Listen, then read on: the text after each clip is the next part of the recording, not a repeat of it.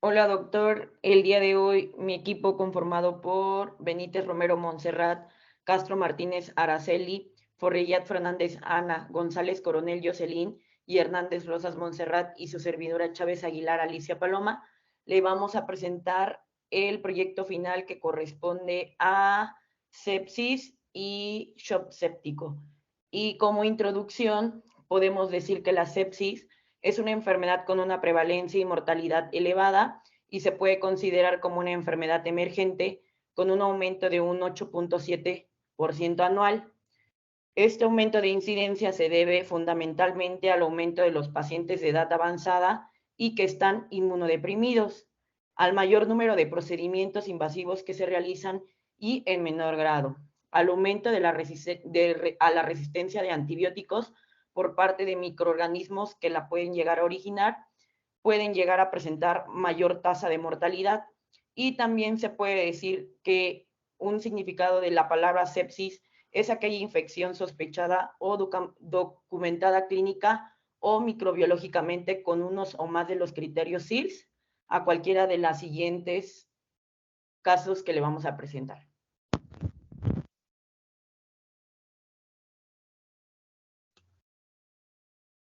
Bueno, vamos a empezar aclarando el síndrome de respuesta inflamatoria sistémica, que por sus siglas es SIRS, y se define por la presencia de al menos de las dos siguientes características, también que es un estado proinflamatorio.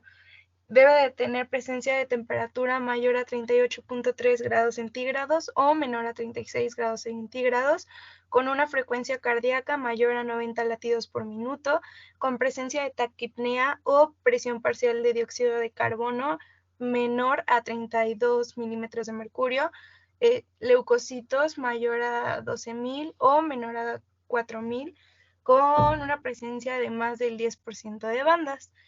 También entendemos que sepsis es un estado de síndrome o concomitante con un foco infeccioso, ya sea probable o confirmado, y este se puede agravar siendo una sepsis con disfunción orgánica, hipoperfusión o hipotensión, presentando hiperlactatemia, oliguria o alteraciones del estado mental. El estado de choque séptico se define como hipotensión secundaria a sepsis con presión arterial sistólica menor a 90 milímetros de mercurio o mayor a 40 milímetros de mercurio en relación con la presión arterial basal, a pesar de la resucitación hídrica. Una causa identificada son la presencia de bacterias gram positivas y también la presencia de bacterias gram negativas, que más adelante las explicaremos a fondo. También en el artículo de investigación se ha documentado que la prevalencia es mayor en adultos mayores y del sexo masculino. También con el respecto al grupo étnico, las personas de raza negra son más afectadas y existe una mortalidad estimada en pacientes con sepsis que es del 30%, y este incrementa si es un adulto mayor hasta el 40% y en pacientes con choque séptico alcanza hasta el 50% de mortalidad. Los factores de riesgos identificados con más frecuencia son las enfermedades crónicas como el VIH, SIDA, la enfermedad pulmonar obstructiva crónica, falla cardíaca, diabetes mellitus, también la administración de agentes inmunodepresores y la presencia de neumonía adquirida en el hospital. Entonces, como conclusión, entendemos que cuando hablamos de sepsis, referimos al síndrome de respuesta inflamatoria sistémica, pero con una presencia de un foco infeccioso. Y una sepsis se vuelve grave cuando se asocia con la disfunción orgánica y existe hipoperfusión o hipotensión.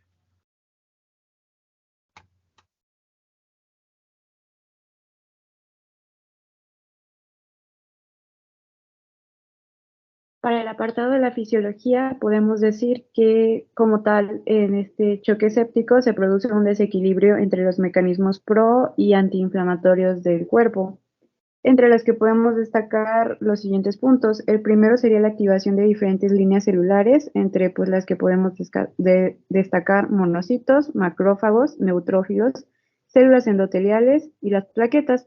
También hay una producción local y sistémica de citocinas, sobre todo citocinas proinflamatorias.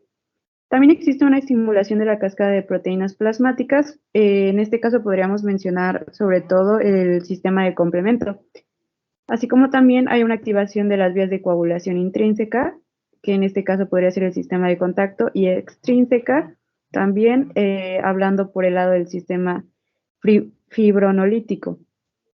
También hay una producción de mediadores lipídicos y la activación de la vía del óxido nítrico. Y por último, pues también se puede presentar una producción de radicales libres, como puede ser la estimulación de linfocitos B y T y sus productos, y también existen fenómenos de proteólisis. Ok, en cuanto a lo bioquímico que ocurre durante la sepsis, pues hay muchísimos cambios que son muy característicos de la respuesta pues, del huésped a nivel celular y subcelular. Como ya sabemos y como ya se mencionó y como se va a mencionar más adelante, pues a nivel del plasma, es decir, del sistema del complemento, del sistema de la coagulación y el sistema de la calicreína quinina, pues los indicadores de la activación y la regulación del huésped, pues en su mayoría bajan. Es decir, los elementos celulares como los neutrófilos, los monocitos, los macrófagos y las células endoteliales, que pues asimismo pueden conducir a la liberación pues de una serie de mediadores y moléculas como las citoquinas, las quimiosinas y las proteínas de fase aguda. Pero también hay respuestas hormonales y estas respuestas hormonales incluyen incrementos de la hormona adrenocorticotropica, la ACTH, la aldosterona y catecolaminas. El descenso de la triotironina T3 puede inducir a la degradación pues, de los tejidos y la modulización de triglicéridos. Asimismo, la albúmina, la transtiretina y la transferrina tienen una función de transporte en el cuerpo. Las proteínas de fase aguda, como la proteína C reactiva, la glucoproteína ácida CR y la tripsina A, contribuyen a la defensa del hospedador. Siguiente, por favor.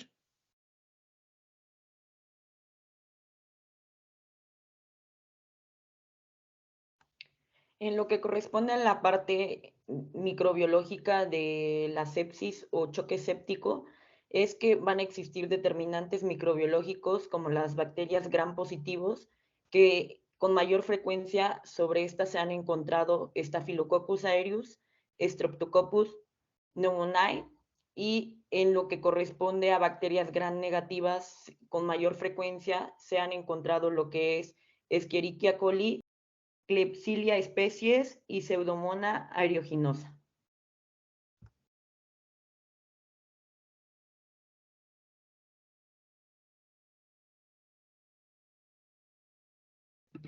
Bueno, en la parte inmunológica de los pacientes con sepsis, tenemos que las células inmunes expresan un conjunto de receptores conocidos como receptores de patrones de reconocimiento, por sus siglas RPR, y estos rápidamente inician la respuesta de defensa del hospedador después de haber detectado la presencia de daño tisular o infección microbiana.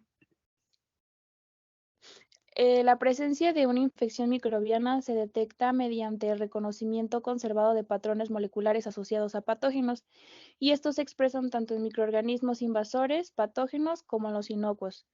Después de esta activación sistémica de la respuesta inmunológica, hay una liberación alta de concentraciones de PDMAPs procedentes tanto de microorganismos invasores como a los tejidos dañados, y esto va a favorecer la estimulación de las células efectoras de la respuesta innata.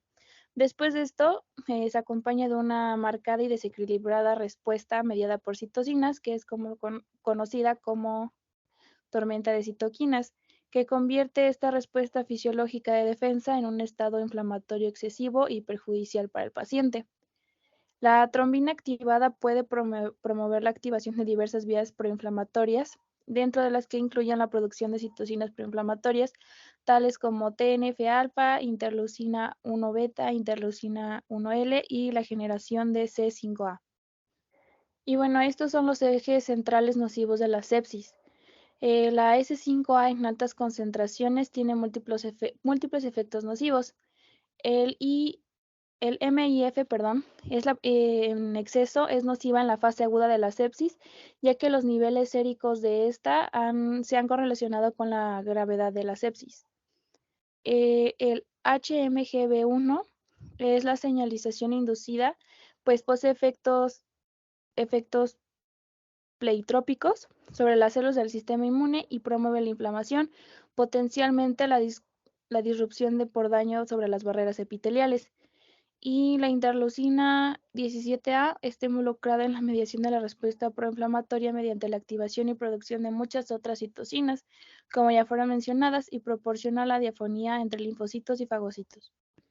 Y bueno, aquí un marcador relevante cuando un paciente presenta sepsis es la proteína C, ya que esta proteína, cuando está en equilibrio, tiene propiedades antiapoptóticas y antiinflamatorias profundas, ya que disminuye notablemente la apoptosis de las células endoteliales y linfocitos y ejerce efectos profibrinolytíticos al inhibir el APA1,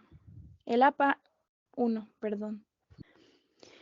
El HMGB1 inhibe la vía por la proteína C al interferir con el complejo trombina-trombomulina y también promueve la coagulación por estimulación del FT y la expresión e inhibición del activador del plasminógeno tisular y de una proteasa de serina de la superficie de las células endoteliales que activa el plasma en la cascada de fibrinólisis.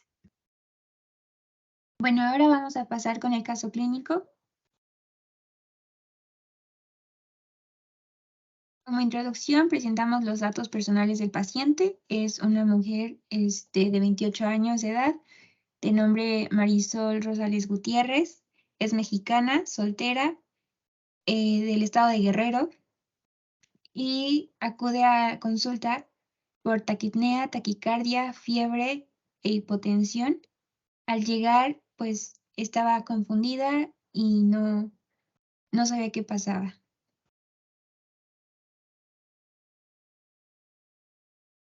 Los antecedentes heredofamiliares: su abuelo paterno ya no vive, tenía patología, presentaba diabetes tipo 2. La abuela paterna tampoco, de patología tenía hipertensión arterial. El abuelo materno no presentaba ninguna patología. La abuela materna sí vive, tiene diabetes tipo 2. El padre sí vive, presenta hipertensión arterial.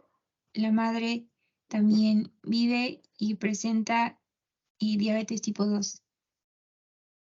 Tiene 2 hermanos, no presenta ninguna patología, no tiene hijos.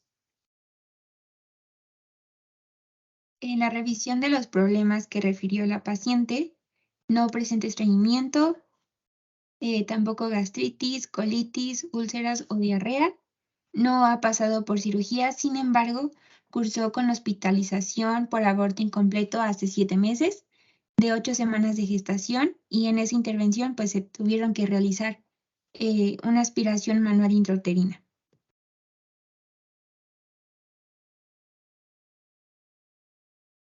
Historia sociocultural: ocupación es campesina. Jornada laboral, refirió que es de 6 de la mañana a 4 de la tarde. Es católica. No presentó o no nos comentó el ingreso económico familiar y tampoco el ingreso alimentario. El tipo de transporte pues es a pie. Personas con la que habita tampoco lo refirió. No presenta ninguna dificultad para digerir o conseguir sus alimentos. No presenta alguna discapacidad físico-mental. Tiene mascotas, sí. Tiene perros fuera de casa, y de servicios solo tiene agua.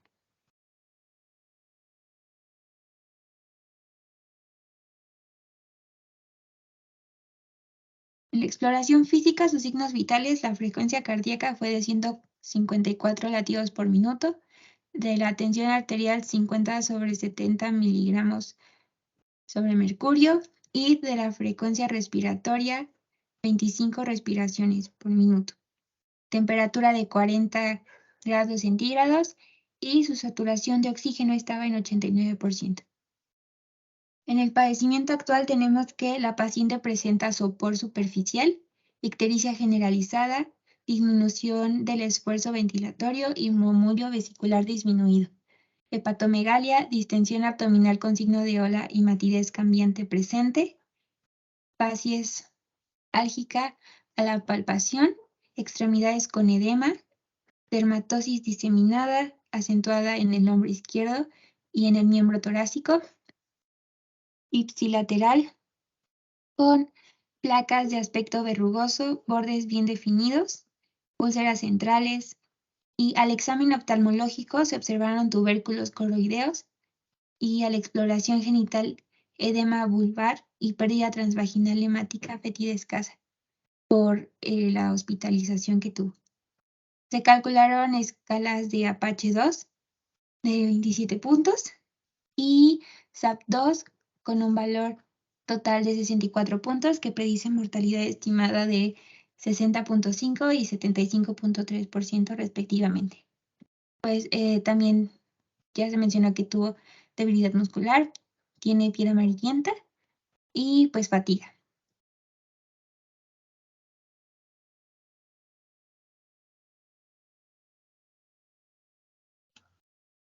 En el aspecto bioquímico se realizó una prueba sanguínea teniendo resultado de glucosa de 140 miligramos sobre decilitro, ácido úrico 5.6 miligramos sobre decilitro, colesterol 214.3 miligramos sobre decilitro, el cual triglicéridos 260.6 miligramos sobre decilitros, urea 55 miligramos sobre decilitros, creatinina 2.5 miligramos sobre decilitros. Y pues en esta diapositiva podemos observar que los niveles o los resultados elevados son glucosa, colesterol, urea y triglicéridos.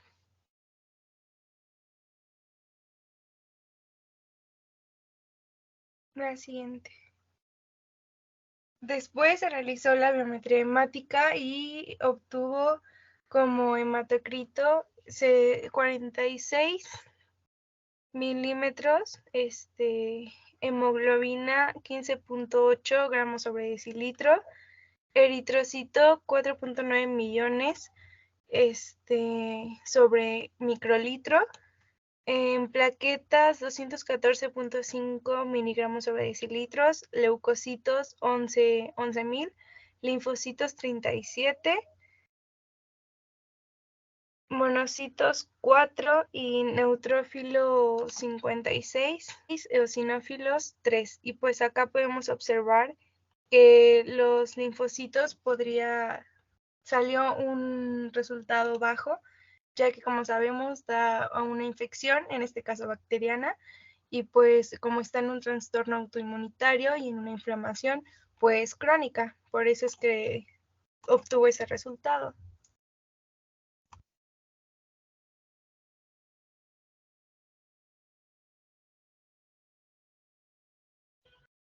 Y bien, en lo que corresponde a la prueba de electrolitos, en cuanto a sodio, dio un resultado de 165 miliequivalentes sobre litro. En cuanto a calcio, 6.9 miligramos sobre decilitro. De potasio, 4.5 miliequivalentes sobre litro. En magnesio, 3.2 miliequivalentes sobre litro. Cloro, 2.6 miligramos sobre decilitro y fósforo 5.5 miligramos sobre decilitro.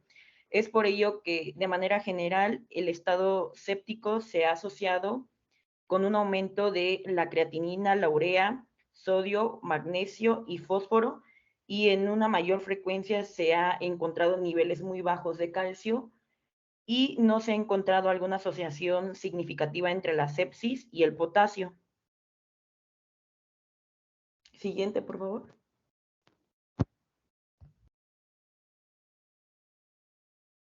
Y bueno, cabe recalcar que para el caso clínico que nosotros estamos presentando, el choque séptico está aunado a lo que es Mycobacterium tuberculosis. Es por eso que a esta paciente se le mandó a hacer la prueba VAR con resultados de exámenes microscópicos que dan positivos de 1 a 9 bar a 100 campos, positivo a 10 a 99 bar con 100 campos, positivo de 1 a 10 bar con campo y positivo mayor a 10 bar por campo. Pero cabe recalcar que esta prueba solo es para detectar si la paciente presentaba Mycobacterium, pero no especificaba como tal especie. Es por ello que se mandó a hacer la siguiente prueba cutánea de tuberculina, la cual es más específica para Mycobacterium tuberculosis, dando esta prueba como positiva.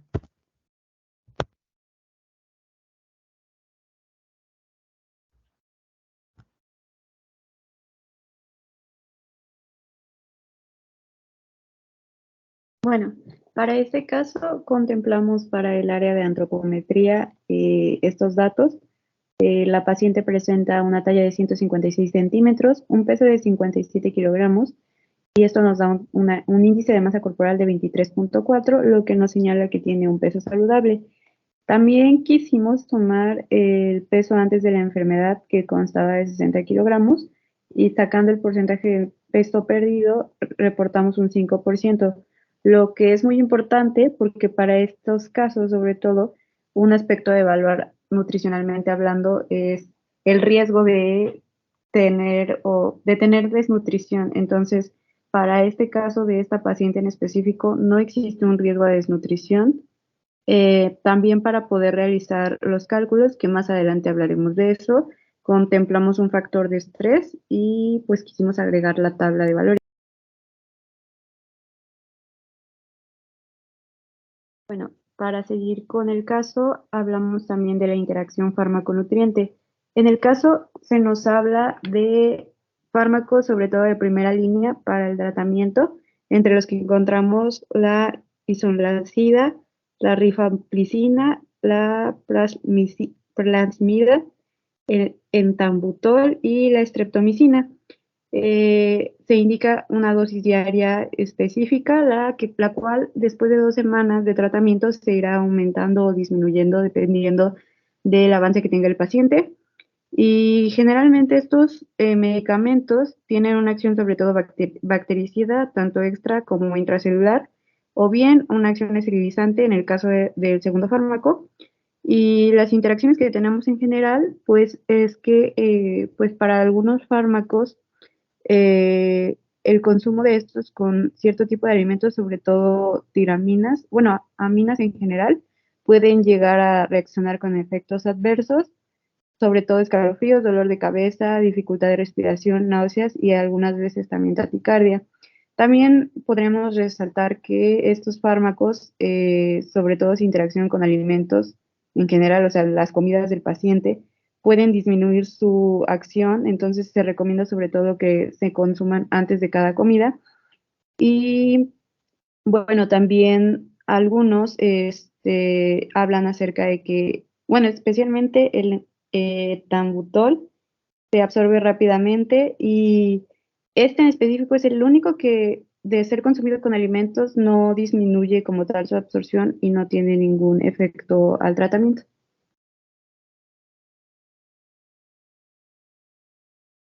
En cuanto al tratamiento nutricional, se recomienda un aporte hiperproteico en los enfermos con sepsis de 1.3 a 2 gramos de proteína por kilogramo al día. El aporte de glucosa no debería exceder el 70% de las calorías no proteicas. Se recomienda un aporte mínimo de lípidos de 1 gramo por kilogramo por día, con el fin de evitar el déficit de ácidos grasos esenciales. El aporte de lípidos no debería superar el 40% de las calorías no proteicas y se considera imprescindible pues el aporte de los siguientes electrolitos: magnesio, potasio y fósforo. Se recomienda un aumento del aporte de zinc de 15 a 20 miligramos sobre decilitro y de 10 miligramos sobre litro si hay pérdidas intestinales, y de selenio hasta 120 miligramos sobre decilitro en los pacientes pues, con sepsis, que es este caso. Se considera necesario el aporte de las siguientes vitaminas, que es tiamina, niacina, vitamina A, E, C y vitaminas del complejo B.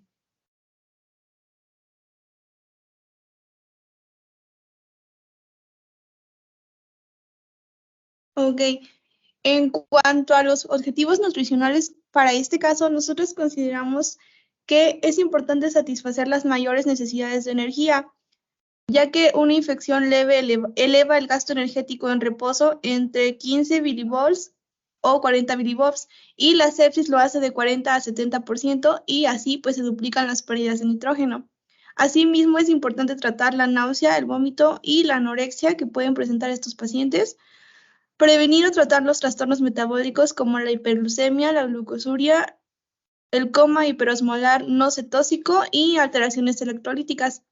Asimismo, el control de la glucemia con el objetivo pues, de mantener la glucosa sanguínea menor a 150 miligramos sobre 100 mililitros después de la estabilización inicial. Siguiente, por favor.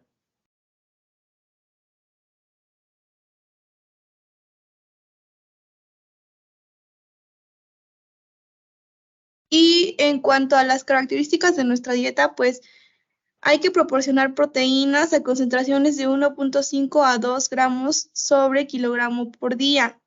Asimismo, proporcionar calorías a niveles del 30 a 35 kilocalorías sobre kilogramo. Los lípidos pues no deben de superar el 40% del valor calórico total, es decir, 1 gramo por kilogramo por día.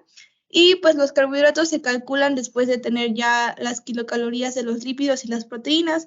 Asimismo, pues para este caso se eligió nutrición enteral, ya que al principio en la historia clínica pues se mencionó que el paciente no presenta alguna dificultad pues para consumir sus alimentos, en este caso del sepsis. Y también es importante mencionar que elegimos la nutrición enteral porque en el artículo de investigación se mencionaba que era preferible esta alimentación, ya que en la parenteral pues se corría el riesgo de que el catéter representara pues un riesgo de infección o agravara pues esta enfermedad. Siguiente, por favor.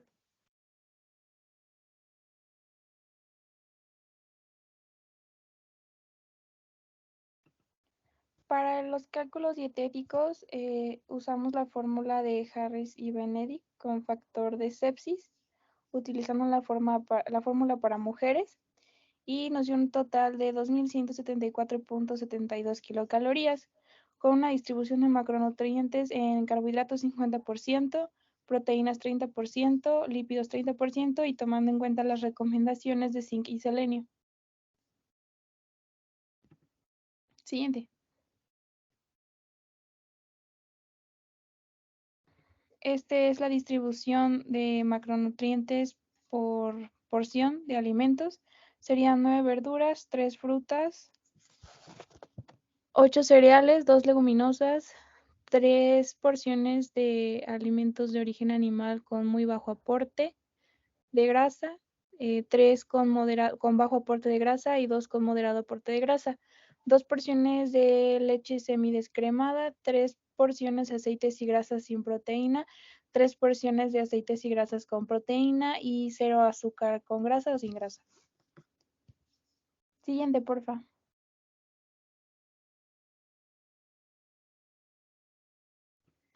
Esta fue la distribución por tiempo de comida, en desayuno, comida y cena.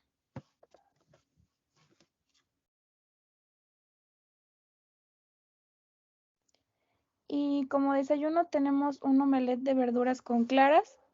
Se va a utilizar taza y media de champiñones rebanados, media taza de cebolla rebanada y un jitomate picado. El omelette se va a hacer con claras de huevo y pues la van a rellenar con las verduras. Se va a acompañar con una taza de frijoles enteros, una tortilla, y de bebida será un licuado de fresa con avena. Siguiente, por favor. De comida será un consomé de pollo y verduras con arroz integral, y se va a ocupar media taza de arroz integral, 2 tazas de brócoli, un pimiento, una pieza de calabacín y 2 tercios de taza de pollo deshebrado, acompañado con 1/3 de aguacate hash rebanado, de bebida agua natural y de postre una taza de uvas verdes.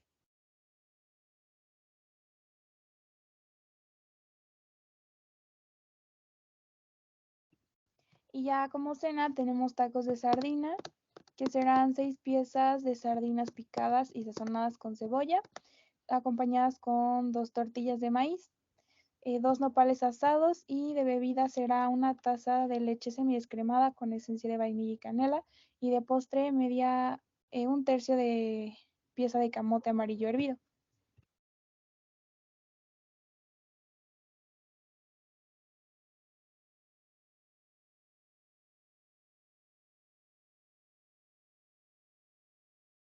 Como suplementación, nosotras decidimos elegir el siguiente, que es Centrum Multivitamina para Mujer, específicamente el de 200 unidades. Como en algún punto de la exposición lo comentamos, se recomienda tomar en cuenta sobre todo las vitaminas del complejo B, y creemos que este es el que más abarcaba el mayor número de vitaminas. Entre la relación que nosotras encontramos para elegirlo es que contiene tiamina y biotina, los cuales contribuyen al metabolismo energético normal. También tiene riboflavina, que es la vitamina B2, también incluye vitamina B6, B12, niacina, ácido pantoténico y hierro, que ayudan a disminuir el cansancio y la fatiga, recordando que nuestra paciente pues está cursando un proceso de estrés. También una suplementación muy importante para estos casos en especial habla acerca de la vitamina C, el cual también está presente. También tenemos selenio y zinc, los cuales en conjunto van a contribuir al funcionamiento normal del sistema inmunitario. Y también incluye calcio, el cual es necesario para el mantenimiento de los huesos en condiciones normales y patológicas. Y también la vitamina D, la cual contribuye al mantenimiento de niveles normales de calcio en sangre. Y bueno, como último punto, vamos a dar una conclusión general en cuanto al tema, principalmente enfocado en lo que corresponde y nos compete a nosotros como futuros nutriólogos clínicos. En cuanto al tratamiento nutricional de esta paciente, se busca disminuir la estancia hospitalaria del mismo, también evitar lo que es una desnutrición en la paciente, y pues evitar el síndrome de realimentación, llevando a una homeostasis del cuerpo en cuanto a macros y micronutrientes.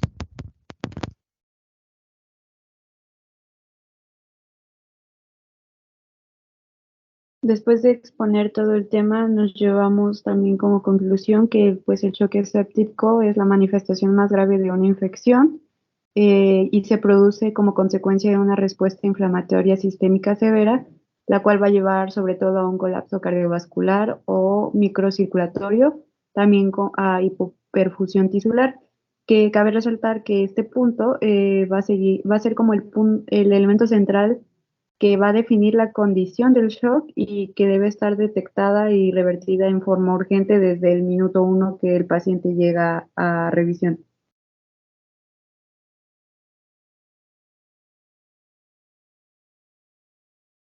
Y estas pues son nuestras referencias. Gracias.